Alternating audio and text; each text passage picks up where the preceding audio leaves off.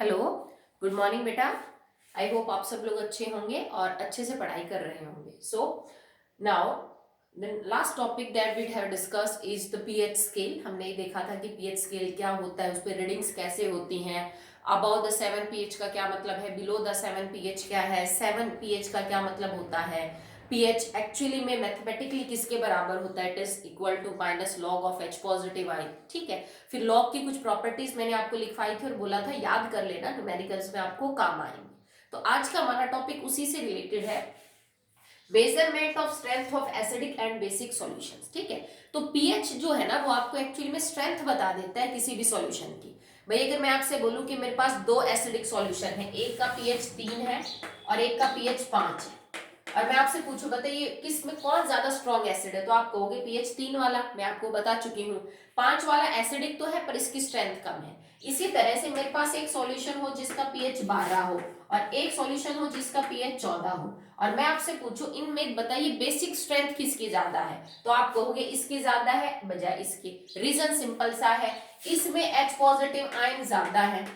ये आप जब न्यूमेरिकल निकालोगे तो आपको बहुत अच्छे से क्लियर हो जाएगा। इसमें H पॉजिटिव आयन कम है, इसमें OH नेगेटिव आयन ज्यादा है, that's why it is more basic. इसमें OH नेगेटिव आयन आपकी क्या है, कम है। ये आप क्लियरली निकाल सकते हो कितनी OH नेगेटिव और कितनी H positive moles per moles मौजूद है किसी भी सॉल्यूशन में। तो अब हम यही पता करेंगे कि किसी भी सॉल्यूशन के केस में अगर एसिडिक और बेसिक स्ट्रेंथ पता करनी है उस सॉल्यूशन की, तो क्या क्या तरीके हैं जिनसे आप पता कर सकते हो। तो सबसे पहला है आपके पास दैट इज यूनिवर्सल इंडिकेटर।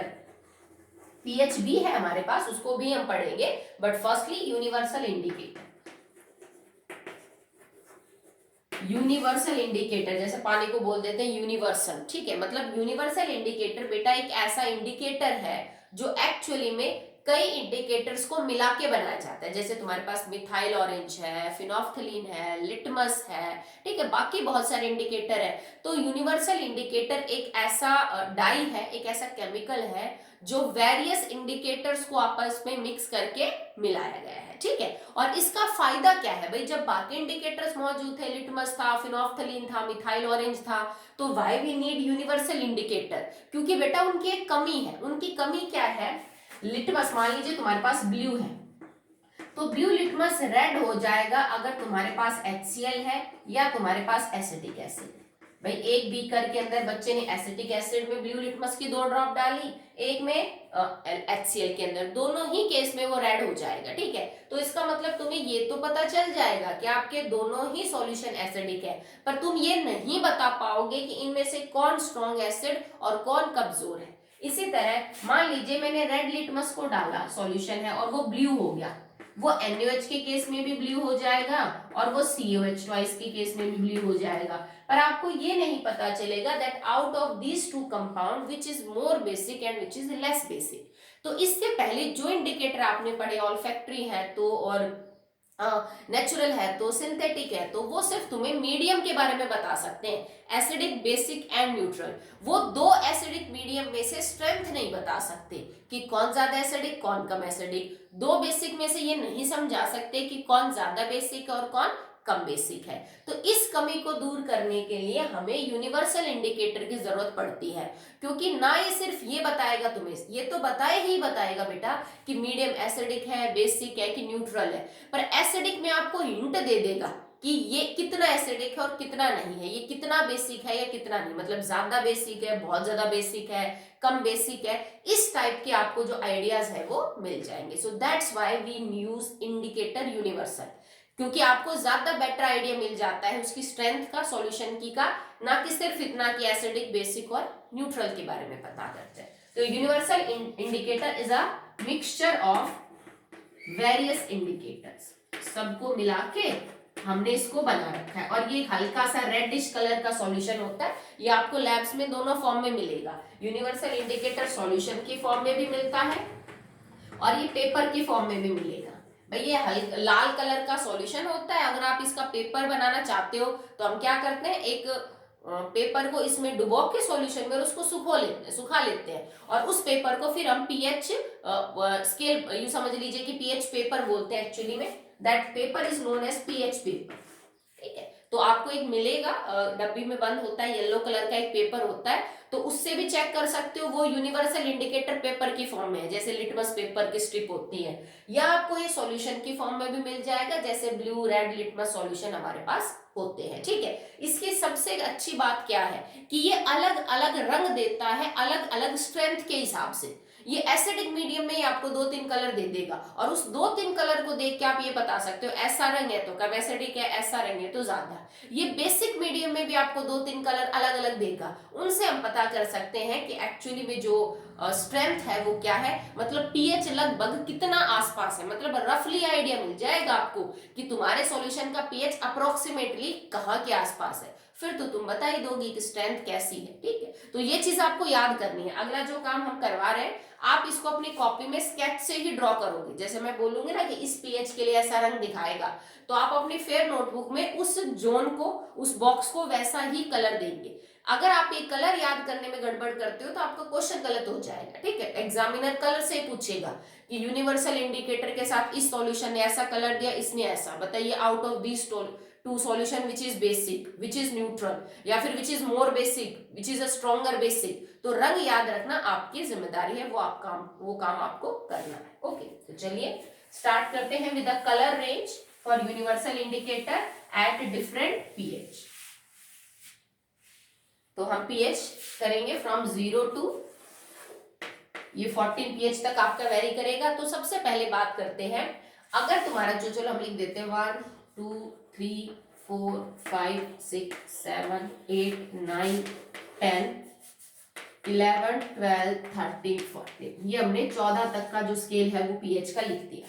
अगर आपका जो सॉल्यूशन का पीएच है इट लाइज फ्रॉम 0 टू 2.5, अगर वो 0 से और लगभग 2.5 के बीच वेरी करेगा, ठीक है, तो इसका मतलब it is a strong acid. समझ रहे हो भाई, पीएच अगर 0 1 2 2.5 तक अगर आपका पीएच है तो तुम्हारा सॉल्यूशन बहुत ही ज्यादा एसिडिक है, और उस केस में यूनिवर्सल इंडिकेटर जो कलर देगा that colour would be red. Clear है, बात समझ में आई। अगर आपका 2.5 से लेके और लगभग तुम्हारी जो रेंज है दैट विल अप टू 4.5 इस तक है तुम्हारी, तो तुम्हारा कलर थोड़ा सा कम हो जाएगा, क्योंकि अब जो तुम्हारा सॉल्यूशन है बेटा वो थोड़ा कम एसिडिक है। ठीक है, उसमें H पॉजिटिव आयन इसके मुकाबले में कम है, तो कलर भी थोड़ा लाइट हो जाएगा, और अब ये कलर होगा ऑरेंज। तो इसका मतलब अगर मैं यूनिवर्सल इंडिकेटर को यूज करूं फॉर एसिटिक एसिड तो वो मुझे ऑरेंज कलर देगा, अगर मैं HCl लूं तो वो मुझे कैसा कलर देगा, that colour will be red. Okay, अब आपका जो पीएच है, देखो 7 के ऊपर तो आपका न्यूट्रल है, तो 7 के ऊपर आपको कैसा मिलेगा, इट इज 7 का तो आप अलग से लिख लीजिए। If the pH is from 4.5 to approximately 7 के आसपास का आपका पीएच है, तो आपका कलर जो है वो मिलेगा आपको green, this colour will be green. ठीक है, सॉरी येलो, ग्रीन। ठीक है, अगर आपका जो 7 पीएच है उसके ऊपर ग्रीन होता है, इस पे येलो होगा, एंड दिस इज ग्रीन। तो अगर आपका पीएच 7 है तो 7 के ऊपर आपका मिल जाएगा हल्का, बहुत गहरा नहीं होता, लाइटिश ग्रीन कलर मिलेगा।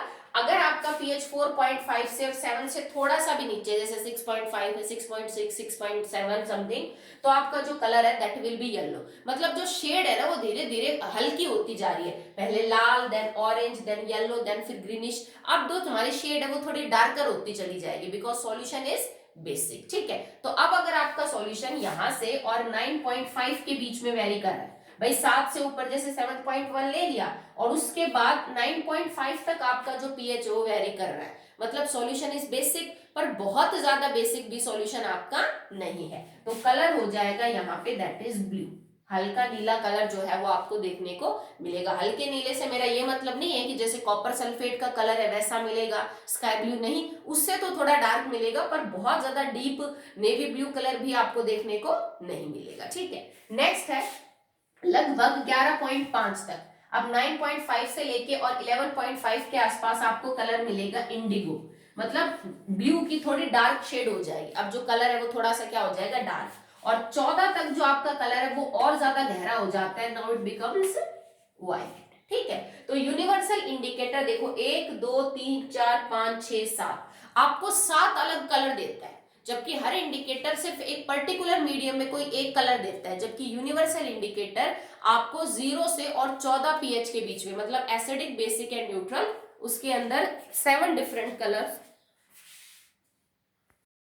that's why it is more efficient as compared to the earlier indicators that we have studied. Okay, अब आपसे कोई ये कह दे कि बेटा मेरे पास एक सॉल्यूशन है, 2 सॉल्यूशन है, 3 सॉल्यूशन है आपके पास, और मैंने यूनिवर्सल इंडिकेटर से उनको चेक किया, 2-2 ड्रॉप डाल दी यूनिवर्सल इंडिकेटर, क्योंकि सॉल्यूशन है, चाहो तो स्ट्रिप यूज कर लो, और आपको एक सॉल्यूशन पे तो कलर देखने को मिला ऑरेंज, एक सॉल्यूशन पे कलर आया आपको इंडिगो, और एक सॉल्यूशन पे कलर आया green.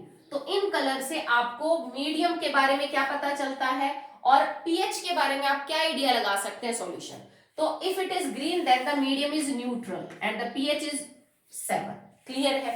If the colour is orange then the solution is acidic but it is not so strong, ये बहुत ज्यादा स्ट्रांगली एसिडिक नहीं होगा।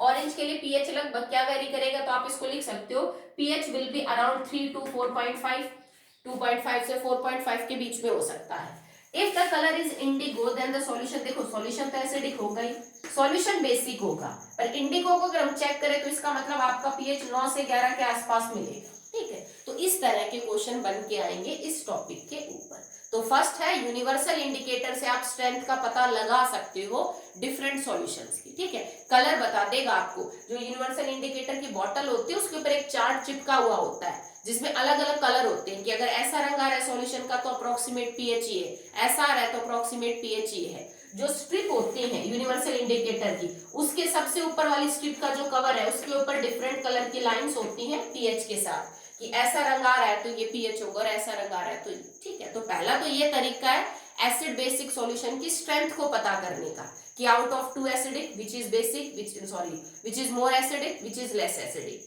out of 2 basic solution which is more basic and which is less basic. Second is pH meter. Second जो instrument आपके पास है वो एक पीएच मीटर है। पीएच मीटर कुछ नहीं जैसे आपकी गन्ने डिजिटल थर्मोमीटर आपने देखे होंगे उस टाइप का इंस्ट्रूमेंट होता है, ठीक है, कि इसमें डिजिटली रीडिंग आती है। आप इसका बल्ब होता है, एक डिवाइस होती है, उससे तार से एक बल्ब कनेक्टेड होता है, उस बल्ब को आप उस सॉल्यूशन में डिप कर दो, जिसका पीएच आपको पता करना है, तो एक डिजिटल स्क्रीन के ऊपर आपको पीएच लिखा हुआ आ जाएगा 4.5, 4.2। जैसे हमारे घर में थर्मामीटर होता है ना, आप जैसे उसको मुंह में रखते हो तो थोड़ी देर बाद आपको रीडिंग दिख जाती है कि इतना जो है वो टेम्परेचर है। सेम इसी तरह एक पीएच मीटर है जिसका पे एक बल्ब है, वायर से कनेक्टेड है फ्रॉम द डिवाइस, उसको जब आप सॉल्यूशन में डिप करोगे तो एग्जैक्टली आपको पता चल जाएगा कि सॉल्यूशन का पीएच कितना है। तो फिर तो आपको बिल्कुल ही क्लियर कट आइडिया मिल जाएगा। यहाँ पे तो आपको फिर भी रेंज का पता चल रहा है कि लगभग 4 से 5 के बीच में है, लगभग 5 से 7 के बीच में है, वहां पे तो आपको बिल्कुल एग्जैक्ट रीडिंग मिलेंगे 4.2 है, ठीक है, या फिर 5.4 है। तो second instrument is pH meter. Okay, now अब अगला जो टॉपिक होगा that will be the numerical based upon the pH of the solution. किसी भी सॉल्यूशन का पीएच कैसे निकाला जाता है numerically, not by using universal indicator और पीएच मीटर।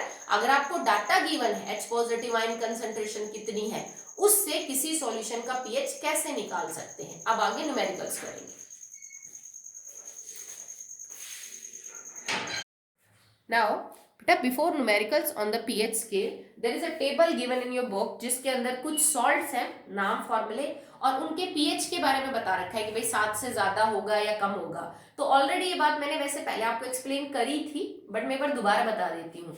किसी भी सॉल्ट का क्या पीएच होगा ये आप पहले से प्रेडिक्ट नहीं कर सकते। जैसे मैं आपसे पूछूं भाई एसिड का पीएच क्या है, आप कहोगे madam less than 7, basic solution का क्या है मोर देन 7। मैं पूछूं सॉल्ट का क्या है, तो यार सेकंड क्वेश्चन विल बी कि क्या सॉल्ट है। जब तक आपको सॉल्ट का फॉर्मूला ना पता हो तब तक आप नहीं बता सकते कि सॉल्ट का पीएच कितना होगा, भाई इसके सॉल्यूशन का पीएच 7 से ज्यादा होगा या कम होगा। तो सॉल्ट कब बनता है, जब एक एसिड और एक बेस रिएक्ट करता है। आप सॉल्ट का फॉर्मूला देखते ये समझ जाओगे कि ये किस एसिड और ये किस बेस से मिलके बना है। उसके बाद एसिड और बेस की स्ट्रेंथ को चेक करो, कौन सा स्ट्रॉन्ग है कौन सा वीक, दैट विल डिसाइड कि जो सॉल्ट है उसका पीएच 7 से ज्यादा या कम। मैं कुछ करवा देती हूँ सिंपल, आपको समझ आ जाएगा। जैसे अगर मैं NaCl के बारे में बात करूं तो NaCl एक सॉल्ट है और ये किससे मिलके बना है, इसका बेस होगा NaOH और इसका एसिड होगा HCl। ये एक स्ट्रॉन्ग एसिड और ये एक strong base. So remind this thing, अगर कोई सॉल्ट स्ट्रॉन्ग बेस और स्ट्रॉन्ग एसिड से मिलके बना है तो वो सॉल्ट न्यूट्रल होगा नेचर में और उसका पीएच 7 होगा। तभी तो हम रिएक्शंस को न्यूट्रलाइजेशन रिएक्शन बोलते हैं, बिकॉज ज्यादातर सॉल्ट जो बनते हैं that are neutral in nature. Okay, तो चलिए एक एग्जांपल ये हो गया, मैंने लिखा KNO3, तो KNO3 किससे मिलके बना होगा? KOH and HNO3। HNO3 is a strong acid, KOH is a strong base, again the salt will be of nature neutral, pH will be 7। ठीक है, आपने लिखा Na2SO4। अब Na2SO4 एक सॉल्ट है that is made by base NaOH, plus में acid is H2SO4, that is a strong acid, that is a strong base, again the type is this, तो आपका जो सॉल्ट बनेगा दैट विल बी न्यूट्रल, उसका pH क्या हो जाएगा? 7। तो अगर कोई भी स्ट्रॉन्ग बेस स्ट्रॉन्ग एसिड के साथ मिलके सॉल्ट बना रहा है तो उसका पीएच हमेशा 7 मिलेगा, वो न्यूट्रल होगा। तो तुम लिटमस पे भी असर बता सकते हो, तुम फिनोल्फथालीन पे बता सकते हो, भाई किसी भी, अगर मैंने तुम्हें मीडियम ही बता दिया कि मीडियम न्यूट्रल है बेटा, तो इसका मतलब तुम हर इंडिकेटर का कलर बता सकते हो, अब कैसा होगा? ओके चलिए, अगर आपके पास कैटेगरी ये हो कि स्ट्रॉन्ग बेस हो पर एसिड वीक हो, तो देखो वीक एसिड मतलब एसिड अपना असर नहीं दिखा पाएगा, बेस दिखाएगा, बेस होगा तो पीएच जो है वो 7 से ज्यादा होगा, medium of the solution will be basic, तो सॉल्यूशन का मीडियम होगा बेसिक और pH will be more than 7, it is more than 7। Example देखिए इस कैटेगरी के, strong base and weak acid, just like CH3COONA, sodium acetate. अब ये कब मिलके बना? जब एसिटिक एसिड और NaOH पास आए। अब NaOH जो है वो स्ट्रॉन्ग बेस है जबकि acetic acid is a weak acid. Okay, इसके और एग्जांपल है Na2CO3, कैसे मिलके बना? NaOH H2CO3 sorry, weak acid strong base, again this type of compound is form. ठीक है, मैंने लिखा NaHCO3 सोडियम बाइकार्बोनेट, तो ये भी किससे मिलके बनता है? NaOH प्लस में H2CO3। ठीक है, वीक एसिड स्ट्रॉन्ग बेस। ये बेटा देखो मैंने बहुत सारे एग्जांपल लिखे, मैंने सिर्फ कैटेगराइज किया है, आपको बताया है कि किस टाइप के। एग्जांपल तो तुम दुनिया भर के बना सकते हो क्योंकि तुम्हें पता चल चुका है कि कौन से स्ट्रॉन्ग एसिड है, कौन से स्ट्रॉन्ग बेस है, कौन वीक है, तो आप अपनी मर्जी से दुनिया भर के एग्जांपल बना सकते हो। ठीक है, तो अब आपकी थर्ड कैटेगरी बच गई कि उसमें जो बेस हो वो तो वीक हो और एसिड स्ट्रॉन्ग हो, तो अगर एसिड स्ट्रॉन्ग है और बेस कमजोर है तो मीडियम एसिडिक होगा। ठीक है, the medium will be acidic and pH will be less than 7, आपका पीएच 7 से कम होगा। ठीक है, जैसे एग्जांपल देखिए आप, वीक बेस होना चाहिए, स्ट्रॉन्ग एसिड होना चाहिए। ठीक है, लाइक NH4Cl। अब अमोनियम क्लोराइड किससे मिलके बना है? NH4OH और HCl। HCl एक स्ट्रॉन्ग एसिड है और ये एक वीक बेस है, ammonium hydroxide is a weak base, तो ये जो सॉल्ट बनेगा उसका नेचर कैसा होगा? एसिडिक। और अगर इसका तुम सॉल्यूशन ले लो पानी के अंदर, तो पानी तो क्योंकि न्यूट्रल है, देखो ये जितने भी सॉल्ट आपने लिए सबका सॉल्यूशन चेक करना है आपको। अब सॉल्यूशन के लिए हमने पानी बनाया, पानी लिया, उसके लिए पानी तो खुद न्यूट्रल है, तो पानी के डालने से मीडियम पे तो कोई फर्क पड़ेगा ही नहीं, क्योंकि अगर तुम किसी एसिडिक चीज में न्यूट्रल डालोगे तो ओवरऑल रिजल्ट तो एसिडिक ही रहेगा। किसी बेसिक चीज में कोई न्यूट्रल चीज ऐड करोगे तो ओवरऑल रिजल्ट आपका क्या रहेगा? That will B basic. ठीक है, तो हम पानी के साथ सबका सॉल्यूशन बना के और फिर इसको क्या करेंगे? सॉर्ट आउट करेंगे। और एग्जांपल देखिए, जस्ट लाइक कैल्शियम सल्फेट। अब कैल्शियम सल्फेट किससे मिलके बना है बेटा? कैल्शियम हाइड्रोक्साइड और H2SO4। H2SO4 एक strong acid, calcium hydroxide is a weak base. समझ गया? तो इस तरह से आप रफ आइडिया लगा सकते हो। मैंने ये नहीं बोला आपको कि पीएच एग्जैक्टली बताओ कितना है, वो तो आप यूनिवर्सल इंडिकेटर से बताओगे, पीएच मीटर से बताओगे। आप ये जरूर पता कर सकते हो कि किसी भी सॉल्ट का पीएच 7 से ज्यादा होगा कि 7 से कम, according to these criteria. I hope आपको क्लियर है। लास्ट कैटेगरी बचती है जिसमें हम वीक एसिड प्लस में वीक बेस लेते हैं, ये आप रहने दो अभी, this is not up to your level, ये आगे आपको समझ में आएगा। इसमें तीनों ही चीजें पॉसिबल होती है बेटा। अगर आपका बेस भी कमजोर है, अगर आपका एसिड भी कमजोर है, तो पीएच सॉल्यूशन का 7 भी हो सकता है, 7 से ज्यादा भी हो सकता है, और 7 से कम भी हो सकता है। वो फिर इस बात पे डिपेंड करता है कि जो दोनों ही कमजोर है, एसिड और बेस, उनमें ज्यादा कमजोर कौन है, समझ गए। तो इस केस में तो तीनों पीएच पॉसिबल होते हैं, लेस देन 7, मोर देन 7 और एग्जैक्टली 7। ठीक है, तो आप इसको भी समझ लेना, ये आपको पता होना चाहिए। ठीक है, चलिए अब करते हैं अगला topic. Now the numericals on the pH. जो फॉर्मूला हमने यूज किया था मैं लिख देती हूँ। PH is equal to minus logarithm of H positive ion, और इसकी मोलर कंसंट्रेशन होती है, हमने स्क्वायर ब्रैकेट लिखा, मैंने आपको बताया भी था, that is for molar concentration. ठीक है, तो इस फॉर्मूले के ऊपर न्यूमेरिकल्स करेंगे। द फर्स्ट सॉल्व न्यूमेरिकल, ठीक है, उसके बाद अब सॉल्व करेंगे। Calculate the pH value of A soft drink having hydrogen ion concentration. किसी सॉफ्ट ड्रिंक का जो पीएच है वो क्या होगा ये बताइए, अगर उसके अंदर हाइड्रोजन आयन कंसंट्रेशन मतलब H पॉजिटिव आयन कंसंट्रेशन आपको गिवन है, it is equal to 3 into 10⁸ capital M। अब कैपिटल M बेटा मोलर कंसंट्रेशन को रिप्रेजेंट करने का तरीका है। जैसे आप किलोग्राम को केजी लिखते हो, मीटर के लिए M लिखते हो, सेंटीमीटर के लिए CM लिखते हो, उसी तरह से जो मोलर कंसंट्रेशन होती है जिसको हम लिखते हैं मोल्स पर लीटर, क्योंकि मोलैरिटी का फॉर्मूला क्या होता है, it is number of moles of solute बटे में वॉल्यूम, तो यूनिट क्या होगी, मोल्स पर वॉल्यूम, इसी को लिखा जाता है कैपिटल M। तो मतलब तुम्हें कंसंट्रेशन बता रखे उसने कि H पॉजिटिव आयन कंसंट्रेशन इतनी है। ओके, अब आपको निकालना है what is the pH of the solution. तो आपने लिखा pH is equal to minus log of 3 into 10⁸ plus 8 I think, yeah, plus, sorry it is -5, sorry change कर लीजिए, -5 दे रखा, ठीक है, ये दे रखा आपको। अब देखो, अब आप इसको सॉल्व कैसे करेंगे। हमने 2-3 प्रॉपर्टीज लिखी थी लॉग की, कौन कौन सी लिखी थी बेटा, कि लॉग m बटे n क्या होगा, लॉग mn क्या होगा, और log m की पावर n क्या होगा। ये चीज हमने सॉल्व करी थी। ये किसके बराबर हो जाएगा, it is equal to log m minus में log n, it is equal to log m plus log n, and it is equal to n log n। मैंने आपको ये लिखवा दी थी पहले, आई होप आपने लिख ली होंगी, मैं तो सिर्फ एक बार थोड़ा रिकॉल करवा रही हूँ आपको। अब इस टर्म को देखिए, आपको कैसी लग रही है, यहाँ पे कुछ कुछ ऐसा नहीं है कि log के साथ m गुणा में n है, और इस n की पावर कुछ लगा रखी है, जैसे मान लो मैंने इस n की पावर को p मान लिया। ये जो दिख रहा है ना आपको इक्वेशन, ये कुछ यूं है कि log m गुणा में n भी है पर उसकी पावर भी कुछ है।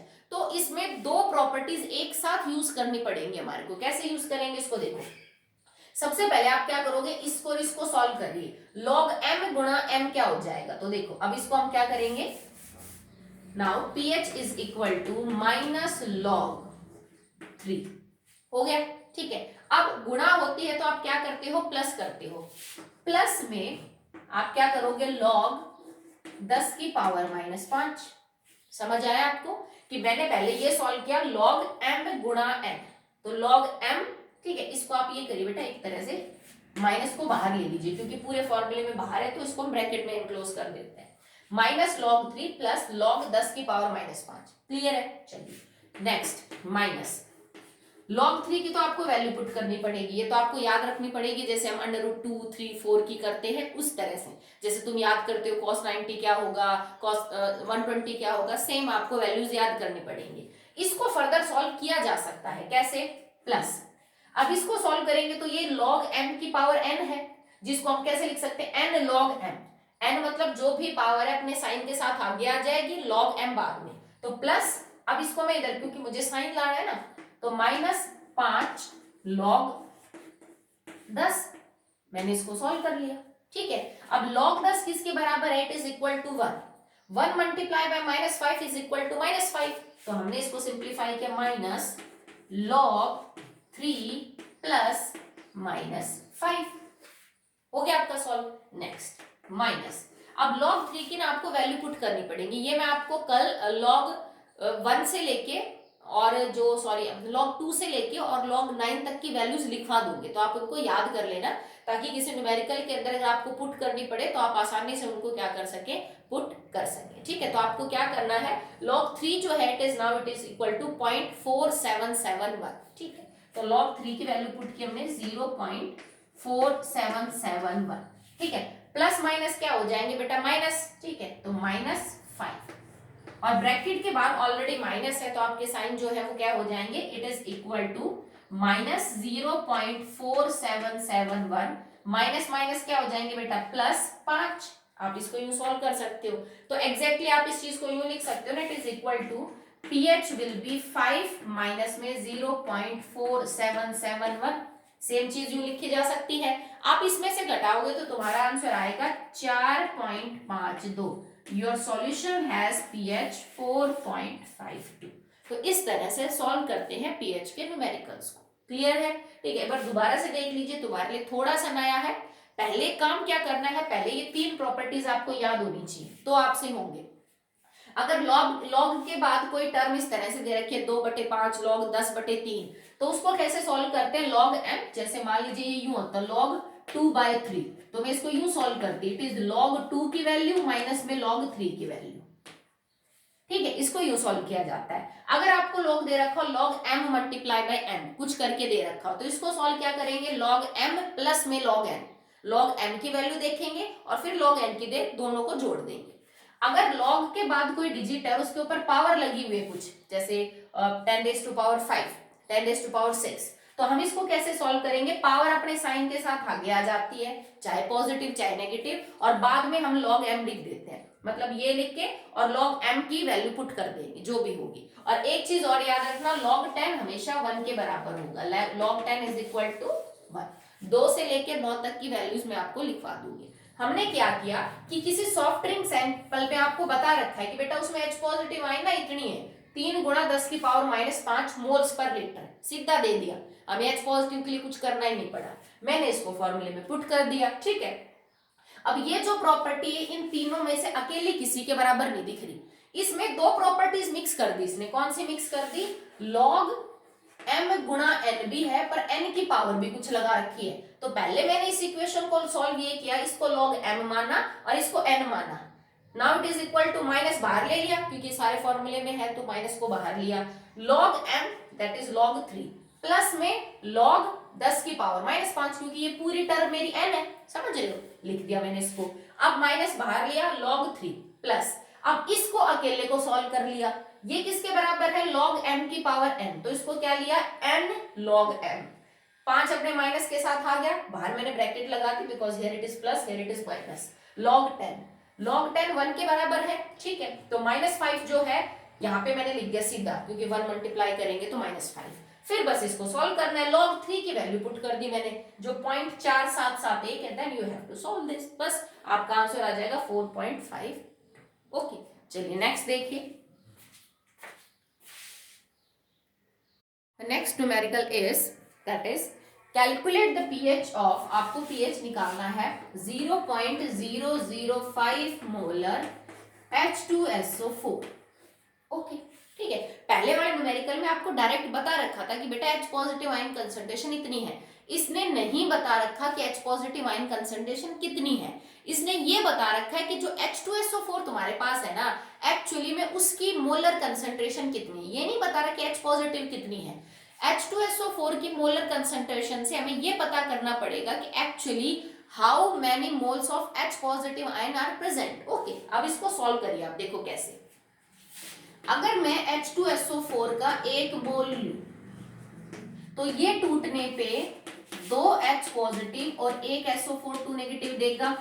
इसका मतलब 1 मोल H2SO4 का टूटने पे 2 मोल H पॉजिटिव के और 1 मोल SO4 नेगेटिव का देता है। समझ रहे हो, क्लियर आपको बिल्कुल। इसका मतलब अगर 1 मोल टूटने पे दुगने H पॉजिटिव देगा तो तुम्हारे पास कितने मोल्स हैं H2SO4 के, 0.005। मैंने क्यों बोला ऐसा, क्योंकि बेटा मोलैरिटी होती ही क्या है, नंबर ऑफ मोल्स बटे वॉल्यूम। अब मैं तुमसे कह दूं बेटा ये जो मोलैरिटी है ना ये 0.005 है, तो ये आंसर 0.005 कब होगा, जब इधर मैंने 0.005 मोल्स 1 लीटर सॉल्यूशन में लिए होंगे। मेरी बात समझे कि नहीं? ठीक है, किसी भी सॉल्यूशन की मोलैरिटी 0.005 कब हो सकती है? जब मैं 0.005 1 लीटर में डालूं तभी। तो इससे मेरे को सीधा पता चल गया ना भाई, इतनी मोलैरिटी का मतलब इतने मोल्स हैं, समझ रहे हो? तो मैंने इतने, अगर 1 मोल टूट के 2 H पॉजिटिव आयन देगा तो H2SO4 के जब 0.05 मोल टूटेंगे तो वो H पॉजिटिव आयन कितने दे देंगे?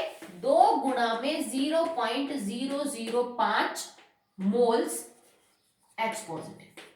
आपको ये बात समझ में आई? अगर आपने डायरेक्ट ये पुट करके निकाल दिया कि भाई मेरा जो H पॉजिटिव आयन है वो तो 0.005 है, तो गलत है, क्योंकि 1 मोल जो H पॉजिटिव है वो दुगने H पॉजिटिव देता है। तो हमने इतने मोल H पॉजिटिव H2SO4 से इतने मोल H पॉजिटिव बाहर निकलेंगे। अगर तुम H पॉजिटिव ही गलत काउंट कर लोगे तो pH तो गलत निकलेगा ही, क्योंकि pH में होता है सिर्फ H पॉजिटिव है। तो अब मेरे को ये पता चल गया कि एक्चुअली में इतने तुम्हारे पास H पॉजिटिव आयन मौजूद है। आप इसको सॉल्व करेंगे तो देखो आप इसका आंसर निकाल लीजिए एग्जैक्ट, क्योंकि पावर में ये चीज ज्यादा बेटर निकल के आएगी।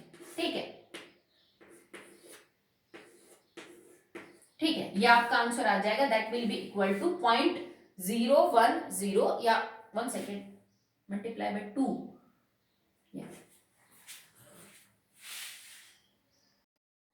करेक्ट, सो इट इज 0.01, तुम्हारा आंसर आ गया 0.01। या मैं इसको 10 की पावर -2 लिख सकती हूँ। मैं 10 की पावर इसलिए ले रही हूँ, आप भी अगर पावर में कन्वर्ट हो सकता है 10 की में तो उसमें कन्वर्ट करिए, क्योंकि आगे जाके जो 10 है ना ये log 10 1 हो जाएगा, तो हमारी सिंपल कैलकुलेशन हो जाएगी। तो इसी चीज को मैं ये लिख सकती हूँ 10 की power -2 moles of H positive. तो मैंने अब तक तो निकाला है सिर्फ H पॉजिटिव आयन कितने होंगे।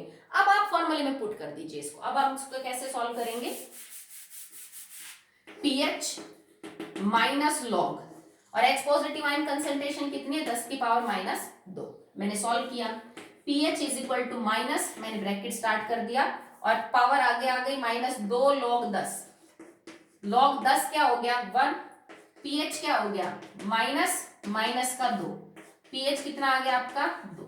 Your pH will B 2। तो देखो जब 10 की पावर में कोई नंबर होता है ना तो pH निकालना बड़ा आसान हो जाता है, क्योंकि log 10 तो सीधा क्या हो जाएगा? 1। ओके, तो देखो 2 न्यूमेरिकल आज मैंने आपको करवाए हैं, दैट इज सॉल्व। तो आप 2 ही कर लेना, क्योंकि इसमें अलग अलग टाइप के दे रखे हैं, जब मैं समझाऊंगी तो आपको समझ में आएंगे। चलो मैं अपनी तरफ से 2-3 बना के दे देती हूँ, आप वो सॉल्व करके देखना, प्लस जो पढ़ाया है वो काम कर लेना। तो आप अपना होमवर्क नोट कर लीजिए, आप किसी भी मेरी जो फॉर्मूला है उसी के ऊपर बेस्ड मिलेंगे। Calculate the pH of 10 raised to power -3 molar HCl solution। इसका pH निकालना। Calculate pH of 10 raised to power -2 molar HNO3। इसका pH निकालना। Calculate pH of 10 raised to power -5 molar 4 कर लीजिए, चलिए 4 molar CH3COOH and calculate pH of 10 raised to power -1 molar H2SO4। आप ये 4 solve करिए। ध्यान रखिएगा एसिड की पहले इक्वेशन बनाइएगा कि उसका 1 मोल टूटने पे कितने मोल H पॉजिटिव देता है, तब तुम्हें समझ में आएगा कि एक्चुअली में कितने मोल H पॉजिटिव है, वो फिर तुम्हें यहाँ पुट करके आंसर निकालना है। तो आप ये 4 अपने घर से करेंगे एज ए होमवर्क। ओके बेटा, थैंक यू।